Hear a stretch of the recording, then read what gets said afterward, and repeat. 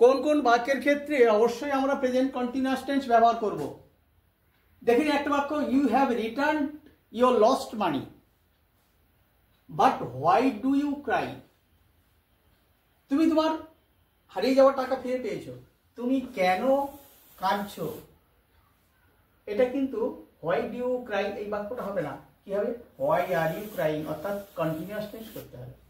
নিয়মটা কি না, যে সমস্ত মানসিক ক্রিয়া কিংবা মানসিক আবেগ সঙ্গে সঙ্গে বন্ধ করা যায় না। একজন লোক কাঁদা শুরু করলে থামো বলে সঙ্গে সঙ্গে কিন্তু থামে না। এই তুমি চিন্তা বন্ধ করো বলার সঙ্গে সঙ্গে কিন্তু চিন্তা বন্ধ করা যায় না। কথা বলা, কাঁদা, চিন্তা করা ইত্যাদি এই বাক্যগুলোকে অবশ্যই প্রেজেন্ট কন্টিনিউয়াস টেন্সে ব্যবহার করতে হবে। হোয়াই আর ইউ টকিং, কথা কেউ বলছে, আমি যদি তাকে সঙ্গে সঙ্গে বন্ধ করতে বলি কিন্তু সে সঙ্গে সঙ্গে বন্ধ করতে পারবে না। হোয়াই আর ইউ থিঙ্কিং, তোমার চিন্তা বন্ধ করো, কিন্তু সেই ভদ্রলোক কিংবা ভদ্রমহিলা সঙ্গে সঙ্গে কী করতে পারবে না, তার চিন্তাটা বন্ধ করতে পারবে না।